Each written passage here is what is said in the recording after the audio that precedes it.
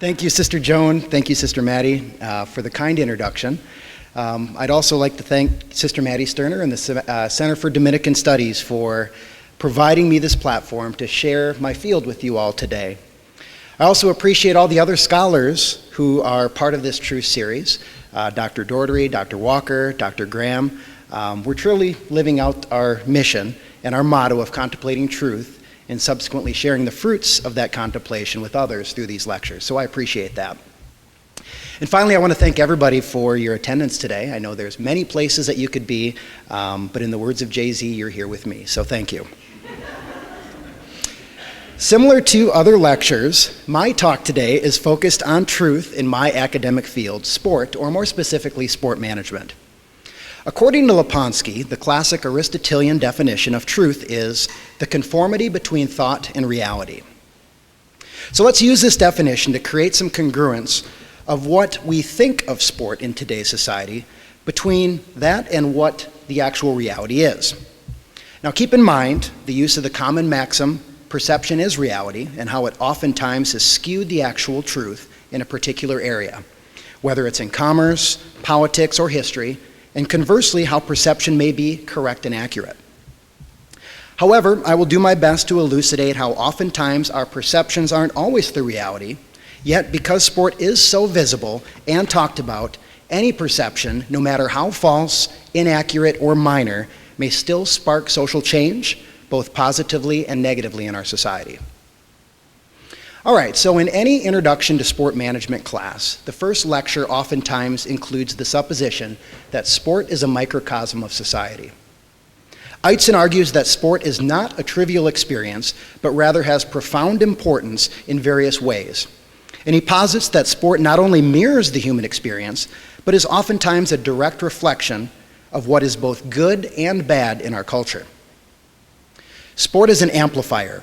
We often are well aware of what is going on in the sports world, and we let sport consciously or unconsciously inform our thoughts, our opinions, and behaviors. I mean, let's face it, for most Americans, following sport is a national pastime in itself, as well as a daily and sometimes hourly ritual, now with smartphones. Sport may help confirm and support our worldview and humanity, such as when we see an exhibition in good sportsmanship, as what happened recently in Iowa, where a young man who just won a district title in cross country went back on the course to help a competitor who was suffering from dehydration finish the race. We may say this confirms our view that innately humans are good creatures and perhaps aren't self-interested, as some studies in psychology suggest. See Freud. This altruistic athlete was disqualified based on violating a national federation rule prohibiting assisting other runners in the race. However, in an interview, didn't regret his decision to assist his fallen competitor. Or conversely, we may reflect on sport as an outsider, a deviant section of our society, one for the lowbrow culture. And it may confirm our belief that what happens in sport is divergent from our societal mores, as we see disconcerting examples such as the high school football players from Texas being instructed by a coach to attack an official on the field. In today's lecture, I will present various themes, issues, and concerns that sport has helped amplify through our participation and our viewership, which will validate why sport is not simply valuable as a way to occupy your Sunday afternoons on the couch, but rather to assist in understanding the world around us, and perhaps even being an impetus for change. I'll conclude with some key areas that we need to improve upon in our present area of sport. All right, so let's first start out, what is the ethos of sport? When we think about sport, we think about such maxims as the harder I work, the luckier I get, or no guts, no glory. We celebrate giving all we've got, and we use words and phrases such as toughness, grit, sacrifice, and hard work to describe the expectations we place on athletes and teams. We expect fairness and justice to be exhibited on the pitch, the field, the track, the court, and presume the better skilled, prepared, and strongest will prove victorious. Sport is often viewed as a true and perhaps the purest form of a meritocracy, where the best competitors are given the opportunity and thus the power to ultimately achieve victory. Thus, victory is achieved based on this merit, by being better than your opponent. According to Greenberg, baseball is a perfect metaphor for hope in a democratic society. Everyone is given exactly the same chance. Now let's take off our Pollyanna glasses and explore this assumption a little bit further. Let's start by looking at one common maxim. The harder I work, the luckier I get. The interpretation of this quote implies that all one has to do is work hard and dedicate him or herself to constant improvement, and then he or she will prove victorious, or worst case scenario, at least be given a chance to participate. However, similar to opportunities available for others in our society, the factor of social class matters. Does the inner city youth have an equal chance as the senator's son to become a professional golfer? Clearly an egalitarian sport that requires some level of wealth to even have access to. Or does the senator's son ever consider going into a proletarian sport such as boxing, whereas our inner city youth may have no other option? Now, clearly what I present to you is a social justice issue and only one small example. But stop and think about how being born into or part of a certain strata may influence, steer, or even force you into a particular sport. What sports we play are strongly influenced by our class. Now let's extrapolate that a little bit beyond sport. Does everyone have an equal chance to attain quality education in America? I believe our political science professors probably could tell us what Thomas Jefferson and our founding fathers believed regarding opportunity and the pursuit of happiness in better detail than I. But I surmise that in using another sport analogy, the playing field is not equal, or at least not yet equal. We perpetuate this lack of opportunities to the lower class through decisions made by governments, such as the example in Baltimore, Maryland, where public dollars were shifted from community recreation programs that historically served the lower socioeconomic class to assist in the construction of a multi-million-dollar stadium for the Baltimore Ravens. Municipalities, counties, and states consistently invest taxpayer dollars to build these modern-day coliseums, which only a small percentage of the residents can afford the privilege to attend a game in. And if the stadiums don't sell out for a game, we execute television blackouts, where we don't allow the residents to view the game on television as a ploy to get them to buy more tickets for the game. And to complete the circle, we applaud teams who can't sell out their stadiums by donating unused tickets to the Boys and Girls Clubs in the community, whereas these children may have better been suited to have that money directed back to their community centers.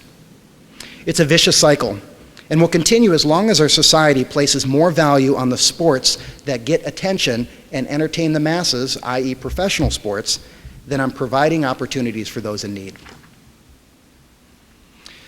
So let's now shift our attention to a marginalized group in both sport and society, women. As barriers exist for women in the general workplace, barriers exist and are very prevalent for women to not only participate in sport, but also to earn a living in it in comparison to men. We oftentimes associate Title IX, the educational amendments of 1972, for providing opportunities that previously did not exist for women in sport at institutions that receive federal aid. Of course, Title IX was written with sport not the sole focus, but we oftentimes associate this legislation with sport since it's been applied too often in equity cases.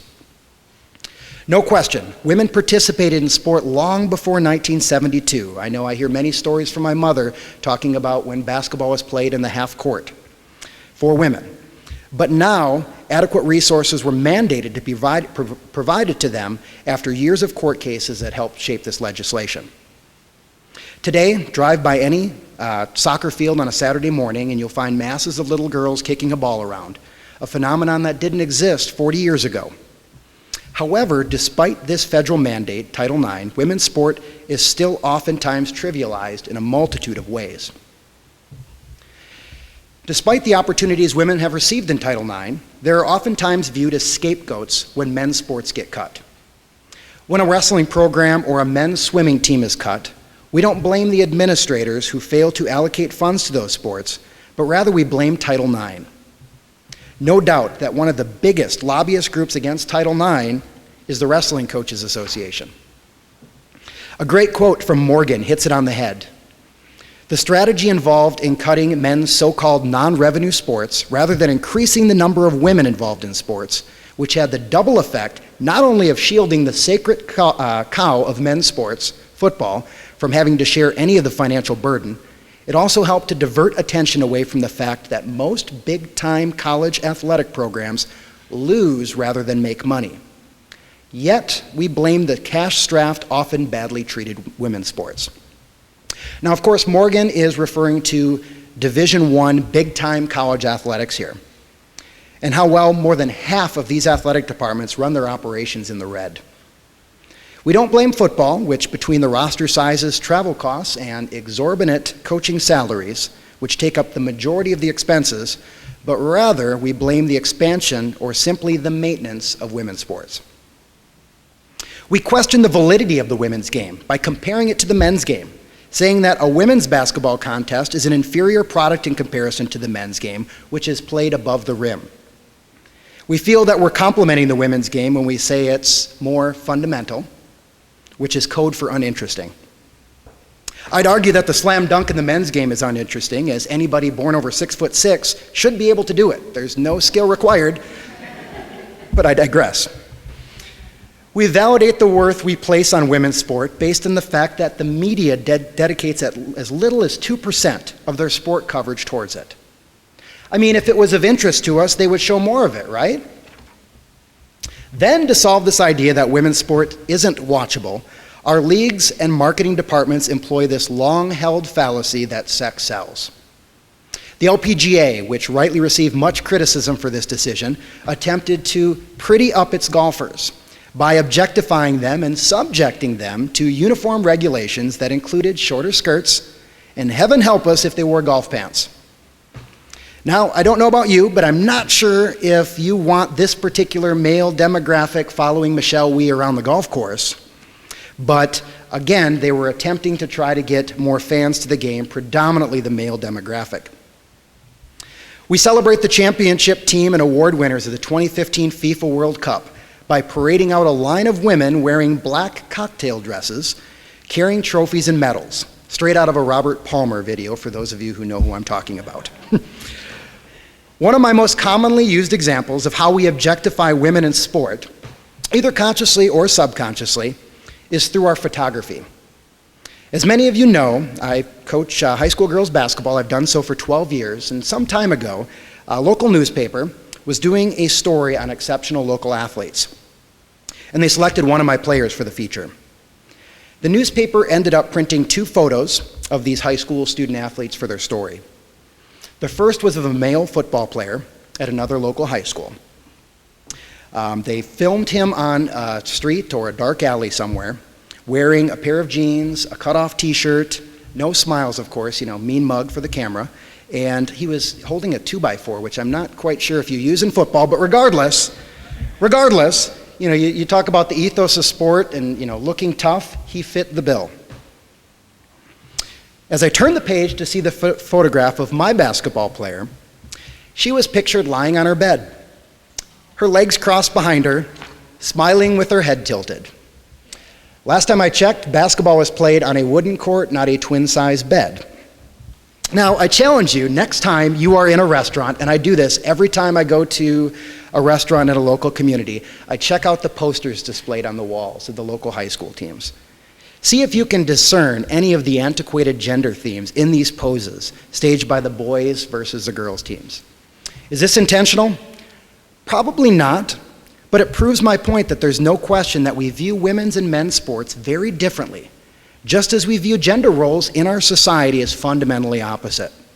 Men are expected to be the breadwinner, the provider, the working long hours as his role, while as women are to maintain the house and in charge of the child rearing. Again, antiquated. If the roles switch, we view this as outside the norm.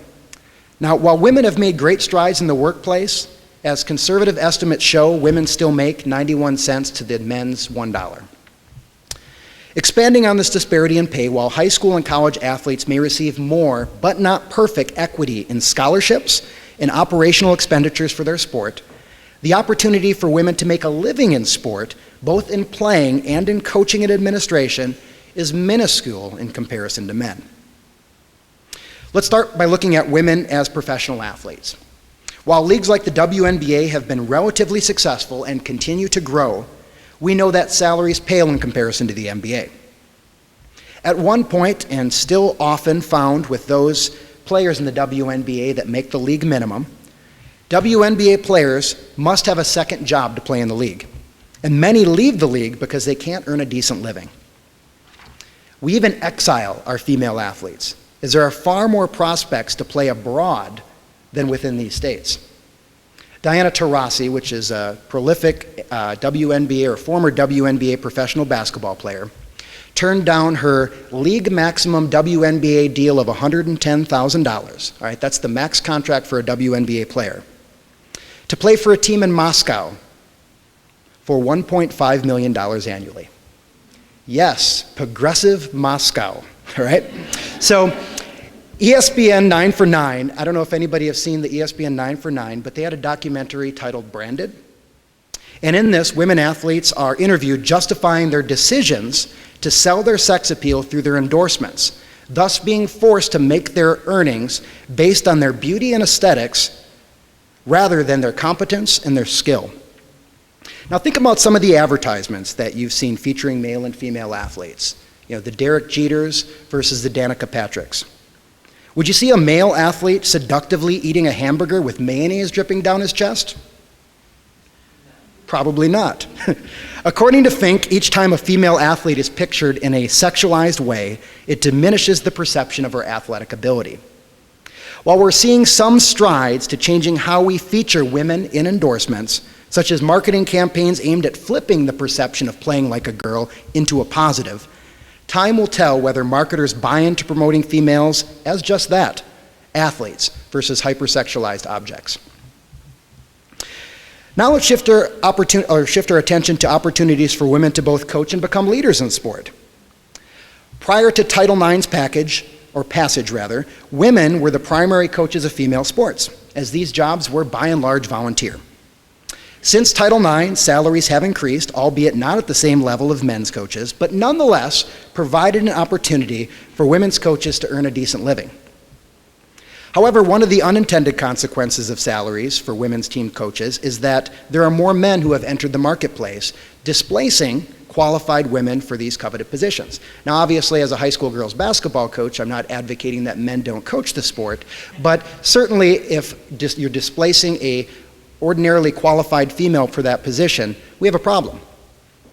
So just like the glass ceiling exists in society for women when it comes to high-level management positions and political offices, it is tremendously thick for these positions in sport. While the NCAA requires member institutions to employ a senior women's administrator or an SWA to give females a seat at the decision-making table, which in turn would make it more likely that they'd be qualified to apply and acquire these high-level athletic director positions, the world of professional sports is a completely different story. No question, we're making advances, and we've seen our first female assistant coach of professional men's basketball in Becky Hammond, who coached the Spurs to a summer league title, I believe, but the rate of change in the opportunities provided is still moving as slow as a glacier. General manager and high-level player personnel positions are all but unattainable at present for females. Thus, the perception of professional sports being a boys' club may truly be a reality. Doom and gloom so far in my speech, huh? Now, at this point, I've discussed the reality behind two barriers of opportunities in sport, and there's no question that in society, we've got some work to do to knock down these barriers and find ways to create equity both in sport participation as well as in making a career in sport. But now I'd like to shift our attention to the reality of why we gravitate to watching sport and how it's become so ingrained in our culture. If we take a look at the long history of sport, it's manifested itself in a variety of ways, from being a tool for armies to train for war, to a distraction from the societal ills by having gladiators battle to the death in Roman Colosseums during the Roman Empire. In George Orwell's 1984, his opinion of sport is clearly one of a distraction and one for the lowbrow proletarian class as, quote, the Department on Pro Literature produced rubbishy newspapers containing almost nothing except for sport, crime, and astrology. The original Olympic Games ended in 393 AD and weren't revived until Pierre de Coubertin in 1896 in Athens as a way to exhibit amateur athletes and to put on a spectacle of goodwill and bring countries together for a world-class competition. So fast forward to modern times, and we now see that spectator sport is a multi-billion-dollar industry, garnering global appeal through the expansion of technology, namely television and the internet revolution. Because of sport's mainstream appeal, sport can be a unifier of people and a common language for many of us in society.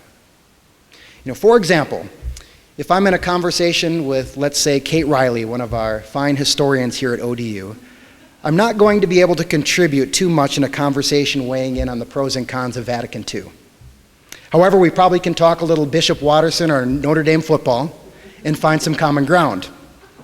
We're motivated to follow sports for a variety of reasons, whether it be eustress, the positive stress and feelings we garner when viewing a game, or perhaps we use it as an escape from the routines of life, say taking a football Saturday, we put our responsibilities and our worries to the back burner. Or perhaps we enjoy the aesthetics and the pageantry involved in sport, which could attract us to the spectacle of mega sporting events, to a historic stadium such as Wrigley Field, or to a new state-of-the-art venue. So with that being said, what is the appeal to follow sports as a spectator, and how does sport fandom parallel other facets of life? We must first start out by a definition, and I have many of my Core 179 students here today, so this might be a little redundant from class, but is important nonetheless. Fan is short for fanatics, and by definition, a fanatic is irrational. There is no doubt that many sport fans, or what we call the true fans, draw a considerable, perhaps too much, self-esteem based on the successes and failures of their team. If we're to take a well-known psychology theory that is applied oftentimes in sport, Tajvel's social identity theory, it posits that as humans, we are cognizant of our group memberships, and we naturally gravitate to groups that help enhance our self-esteems. College students, Browns fans. I'll get back to that one in a second. We use these groups to help identify ourselves, and we take great pride in being a part of the in-group. Team identification theory, which is actually from Mail and Ashforth, extend this to the sport realm, whereas fans, we feel the joys of victory and the agony of defeat based on our association with a particular team. We don't just passively, or rather just watch, but rather we have emotions behind the successes and failures of our team. How many times do you feel a sense of personal accomplishment when you watch your favorite team win a game? You feel like you did something that day. You spend a Saturday watching a game, your team wins. You might have accomplished absolutely zero when it comes to productivity, but your team won, life is good. And conversely, feel upset and distraught when your team fails to live up to expectations. Sport management literature has shown the impact social identification has had on both consumption and fan behavior. Whereas one's personal identity may include such idiosyncratic characteristics, social identity deals with salient group classifications. Now, as Sister Joan alluded to, and many of you know, I went for my undergrad at the University of Wisconsin in Madison, and you'd be accurate to say that I follow every sport at Wisconsin, from basketball to volleyball to softball to track and field.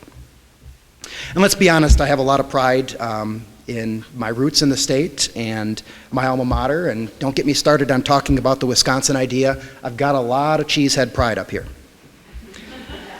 But people associate me with Wisconsin, so I would get positive support from my colleagues when the Badgers play well, and I would get condolences when they lost. Now notice the pronoun that I used. Did anybody notice the pronoun I used? They. When they won, they lost. Okay? As I pursued my studies in graduate school at rival Big Ten school Ohio State, I learned about Cialdini's compelling studies that extended the research on social identity theory, and also as a result changed my pronoun use. Cialdini looked at several major Division I colleges with football programs and had graduate students, because that's what graduate students do at big schools, mundane tasks. They kept track of home team apparel that was worn by undergraduate students on the Monday following a football Saturday. I'm sure you probably know where I'm going with this. Cialdini found that all of the schools, at all, I think 6 schools, there was a statistical difference between the apparel worn by these students when their home team won versus when their team lost. And I'm sure you can infer that undergraduates wore the team colors after victories, and there was an absence of team apparel after a loss. This self-serving concept of self-esteem protection is known in the sport management world as burging, or basking in reflective glory. Fans who burge are one and the same with a winning team. Again, these fans use the pronoun we, right? Oftentimes unconsciously, to describe their affiliation with a team. Burging occurs when their team is successful. Such as fans, or rather, since as fans, we want to be associated with a winner. The team wins, ipso facto, I'm a winner. Now what happens when the team doesn't do well? How does our fragile self-esteem and our ego handle these losses?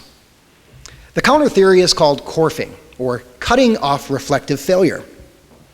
Again, as irrational fans protecting our fragile self-esteem, we find ways, oftentimes unconsciously, to disassociate ourselves from a team. We don't wear the colors, and we use the pronoun they to describe the favorite teams, those bums. And of course, when as sport fans, if we wish to still associate with our team after a loss, we may look to blame a third party for that loss. And this phenomenon is known as blasting. We protect our self-esteem by passing the buck to the coach that called the bad play, or the official that shouldn't have thrown that flag. I feel kind of dirty citing this source here, but according to the Miller Lite Report on American Attitudes Towards Sports, we can learn a lot from data garnered by beer companies. 52% of sport fans, 52% of sport fans think that they could play a professional sport team if they practiced.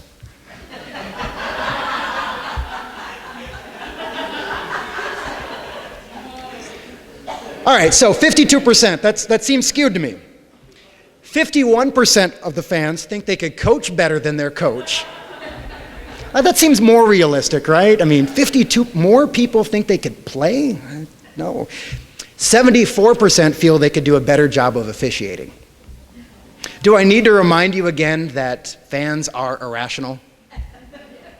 Juan, in a 2008 study, found that opposing men's basketball fans viewed their opponents' fans as less trustworthy than the fans in their in-group. And of course, the in-group fans were perfectly credible in their opinion. A more recent study by Stitzenberger, Andrew, Greenwell, and Mahoney studied those fans that loyally follow a historic loser. I told you I was going to get to the Browns, didn't I? I saw a really good Cleveland Brown meme the other day. You might have seen this one. It said that watching the Cleveland Browns on Sunday was like watching the movie Titanic every Sunday and rooting for the ship. So, Stitzenberger and colleagues created an alternative to burging called burfing. Sounds kind of gross. Basking in reflective failure. And studied, of all teams, the Chicago Cubs. The research found that these fans, and I suspect Cleveland Browns fans to be the same, despite not oftentimes feeling the thrills of victory, take some joy in being a loyal fan and in supporting their team despite their failures. Am I right? All right. So, in holding that sports is a microcosm of society, do we see any similar strong personal attachments to something other than sport teams in our society? One area is politics.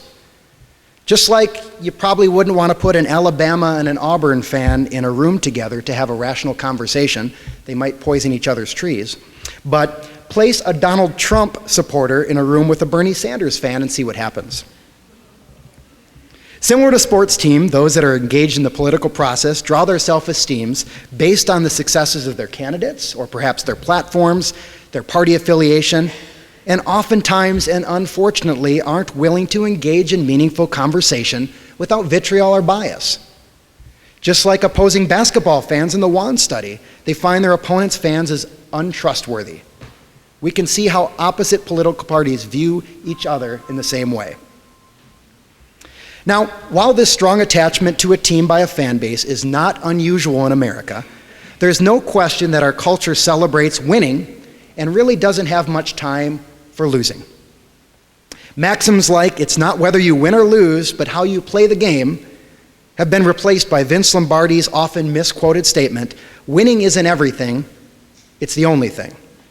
And sort of as a parenthetical, according to Marinus's biography on Vince Lombardi, Vince intended to say the will to win is the only thing, but the damage had already been done. Now, if you don't think that the American culture struggles with admitting defeat and accepting loss, see Vietnam. All right? Regarding fandom, losing games hits to the core of the attached, as sport acts as an opiate, and as a result may lead to such lowbrow culture manifesting itself in fights inside and outside of the stadium. Sending death threats to kickers. We saw this recently with the Michigan and Michigan State football game. Or organizing shenanigans and actually being a part of an organized group, such as hooliganism in Europe.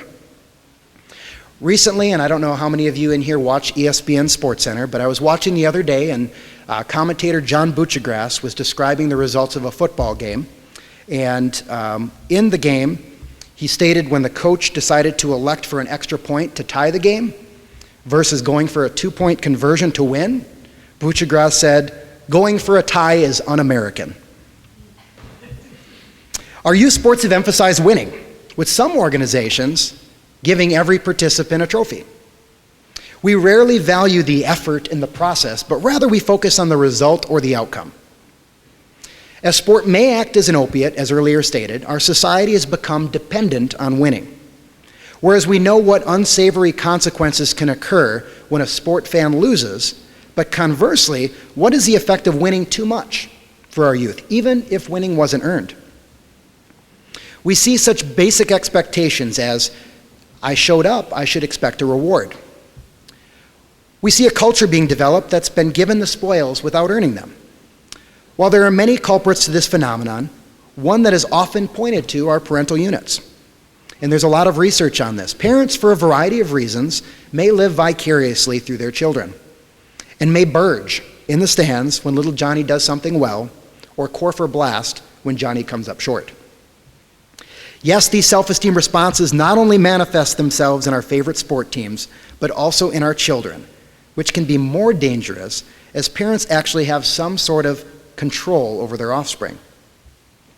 Parents wish to protect their children from the heartbreak and losing, which is admirable, but could also have long-ranging effects, such as a young athlete never being able to cope with failure and preparing them for a fictitious world where everything you do will be superior, you'll acquire that job, any job that you apply for, and every project that you complete will be fantastic. Perhaps we need to revisit our definition of winning, and while celebrating all of the benefits of a good effort, understand that winning is not an entitlement, and there is a value in losing if effort was given. You've played your best, and you've been bested by a better opponent. So, my hope so far is that I've exposed you to some of the reality of sport, whether you're aware of them or not, and how we categorically use sports as a lens to understand them. Sport has exhibited much influence regarding social change. Think about the countless examples of how sport has been used to help connect opposing nations. See Richard Nixon and ping pong diplomacy. Or help draw attention to the treatment of a class of people, such as Tommy Smith and John Carlos using the Black Power salute on the medal stand at the 1968 Mexico City Olympic Games. Or how it's been used to reconnect opposing people, and how Nelson Mandela used South Africa's rugby team, the Springboks, to reunite both blacks and whites post-apartheid. We've seen how sport was used to bring a marginalized group out of the shadows, as we know from our special guest this fall, Timothy Shriver in his book Fully Alive, and how his mother Eunice helped create the Special Olympics, using sport to provide opportunities for a group that previously received none. Or other marginalized and often disparaged groups, such as our LGBT population, and how athletes have come out to their teammates and received support from their organizations as well as from the public at large. So I hope that I haven't painted a picture of doom and gloom in sports, but validate how sport truly is a mirror of society and can be a driver for change. So as promised, I want to give 3 areas, and by all or any stretch of the imagination, this isn't an all-inclusive list, but 3 areas that perhaps we need to take a look at, improve, and address. I'm not proposing an action plan or even recommendations for the future of sport, but rather I want to pose some areas that are concerning to me, and perhaps someone much smarter than I can come up with concrete solutions to address these concerns. The first is to revisit the role of athletics in higher education.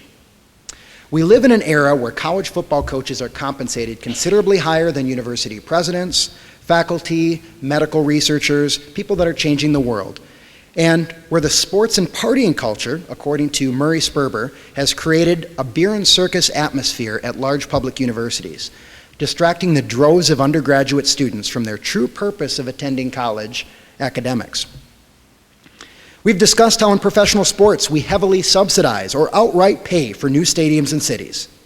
And we find that schools that cannot outright fundraise for new stadiums will oftentimes use student fees in addition to tuition dollars to make up for this difference. Now, there's no doubt that prospective students may be drawn to a college based on the athletic environment. I'd oftentimes, when I was a TA at Ohio State, ask my students, how many of you came to Ohio State for sports? And I would have almost all of their hands up. And I asked then, how many of you are student athletes? And all the hands went down except for 2. So I pose the question, what should the role be of athletics at a university? Is it for participation opportunities to play sports? Is it to give an opportunity for someone in a lower social class that may never have the opportunity to attend college, but because they can excel in sports are afforded that opportunity? Is it to develop professional athletes? Is it to appease undergrads as a distraction? Is it to complement the educational process by providing a diverse experience for students beyond the classroom? I'd be curious to hear your thoughts when I conclude on the role you feel that athletics should play in the higher education system. Second, perhaps we should look at our current hero worship of both professional and collegiate athletes. Charles Barkley bluntly said, "I am not a role model," and had no interest in being a role model. And perhaps we should listen to him. Now, there's no question that just like in other areas of life, role models can be found in the world of medicine, business and industry, politics, but the thought that anyone in a given profession is a role model is ludicrous. Yet we feel like in sport, every athlete should be a role model. For every Cal Ripken and Clyde Drexler, there's a Ty Cobb and an O.J. Simpson. Could you imagine a world where a teenager's bedroom had posters of Marie Curie or Che Guevara? Probably not. But we need to be aware of how in our society we place an increased value on the ability to put a ball through a hoop or run faster, and as stated, spend an inordinate amount of resources to support these causes. Yet we don't pump our dollars in the less glamorous but more effective programs such as community recreation, education, or other social programs. Now, perhaps I'm stating the obvious, but as parents and/or leaders, we should engage and encourage our youth to view accomplishments made by individuals who make a contribution to the betterment of society as our role models, and help select athletic role models that embody virtues that we feel are both noteworthy to helping them achieve greater things in life beyond sport. My third and final thought is, and I'm sure you've probably inferred it from this lecture, is that I believe that perhaps we shouldn't criticize sport, even though I've clearly criticized sport an awful lot. You'd think I was not the sport management professor here at ODU, but we shouldn't criticize sport and look at it as deviant from the norm, but rather embrace sport and understand that it can help us better understand the good and bad in our society. No question, we have disparities in how we provide opportunities for marginalized groups. As I've talked about socioeconomic status, I've talked about women. This happens in both sport and society, and we need to address both. But we know that sport can be unique, particularly in our irrational fandom, but certainly we can draw parallels in our lives where we exhibit the same irrationalities. There's no question sport can be an important vehicle for social change. As I stated, that sport is both an amplifier, meaning that it draws our attention to a problem, and sport can be a unifier, as sport can bring together a group or class of people dedicated towards a common cause. So to conclude, sport plays an integral role in not only understanding our society, but has an important role in being an impetus for change, both positively and negatively. Upon further inspection of the definition of truth, hopefully after today's lecture, our thoughts are more closely aligned with the reality of sport, and we have a clearer picture of the role of sport in our daily lives. We know that even St. Thomas Aquinas valued the participation in sporting and physical activities.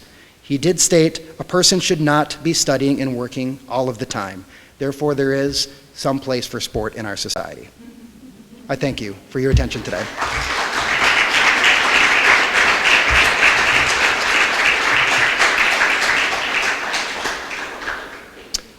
I'm happy to take any questions that you have or potential solutions to my three areas. I don't want to call them recommendations. Ann. Thank you for this really interesting lecture. I am not a sport person, and that was one of my questions. What happens to people like myself who don't have these, references? Mm-hmm. I gave you a George Orwell reference. Yeah. But thank you, too, for highlighting the role of women in sport and the inequity there. I really appreciate it. We just had somebody, a lacrosse group come to Ohio Dominican, and some of the pictures were kind of startling to me. There were no women in any of the pictures, and there were men in suits at this, announcement. And I was really startled by that. So your talk sort of explained to me what was going on there. The question I have is about religion in sports. I'm interested in that. That didn't used to happen as frequently, at least as I recall growing up in high school. There wouldn't be these prayer breakfasts with the football players or the basketball players, or there wouldn't be prayer, happening on the field or anything like that. But it's very, very common and pronounced right now. People thanking God for the football win and for defeating another person. And I'm thinking, this isn't God. If I were to win a football game, that would be God. Yeah. A miracle. Yeah. And we could, put me up for sainthood. But these people have been playing their entire lives. Yeah. Of course they're going to do well. What is going on with that? That's a really good question. I know that God is a Russell Wilson fan, right, Brad? Yeah? Yeah. Aaron Rodgers kind of called. Yeah, exactly. If you don't know what we're talking about, Russell Wilson is a quarterback for Seattle. And after Seattle beat Green Bay in the playoffs last year, basically alluded to, God willed him to win. Aaron Rodgers, the Green Bay Packer quarterback, didn't really enjoy that comment. So when the Packers played Seattle this year, and I'm sorry, Brad, won, I think Aaron Rodgers was asked a question at a press conference related to, that comment, and I think Aaron Rodgers said something to the effect of, I don't think God's a football fan. Yeah. But, I what's that? Yeah. God is a Packer fan. Yeah, that might be true. Vince Lombardi did say God, family, and the Green Bay Packers. So, yeah. No, I don't really. I couldn't tell you where that phenomenon began. One area that I didn't get to. There was 1,000 different areas I wanted to talk about. I had a 4-page outline, and I sort of narrowed it down. But how sport and religion mirror each other. That was an area that I almost talked about how you go to a Catholic mass and sit down, stand up, and you go to a football game, sit down, stand up, fight. We could look at Notre Dame and touchdown Jesus. We could have gone a lot of different ways, but in one book that Mike Daugherty referred to me to, written by a scholar named Kelly about the Catholicism in sport, it also goes into how Catholics were really big in sort of the cultivation and saying it's okay to play sports compared to previous Puritan values and sports a waste of time. That's probably why Catholic football teams are always so good, right? Yeah. Becky? Being a badger, we found out about here, did you ever come across any of the descriptions of the Native American groups coming together on Prairie du Chien, being an island?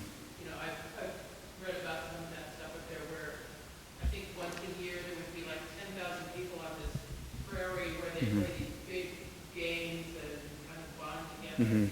I don't know if you've run across that. I don't. I thought you were going a different way with that, with Native American mascots in sport.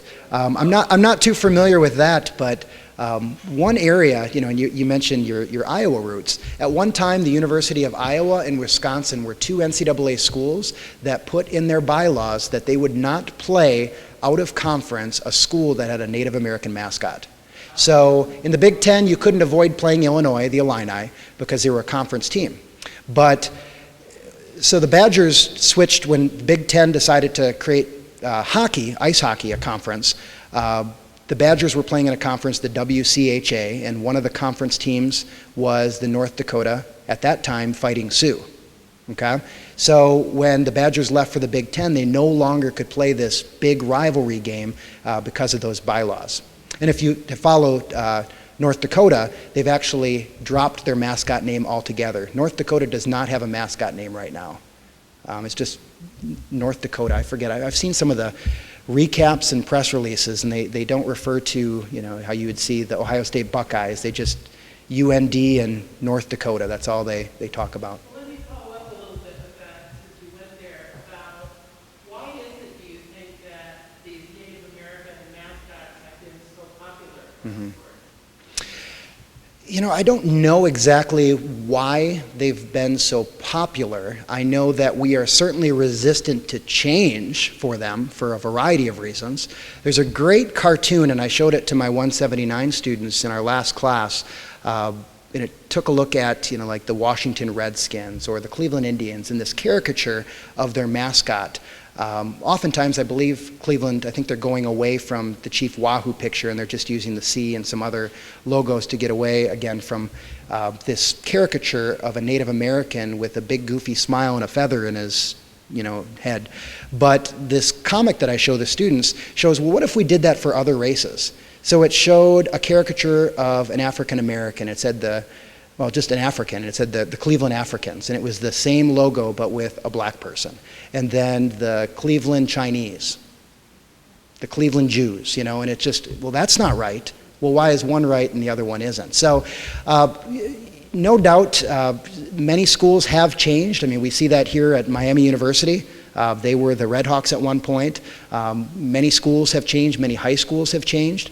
But personally, I cringe when I see a high school mascot of a Native American and seeing, an opposing fan base have signs that are clearly disparaging against that particular mascot.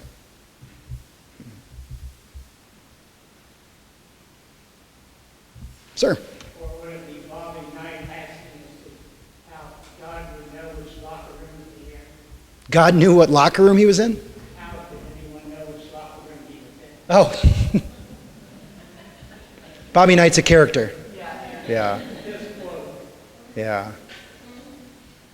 Good. Yep. Very good. Thank you.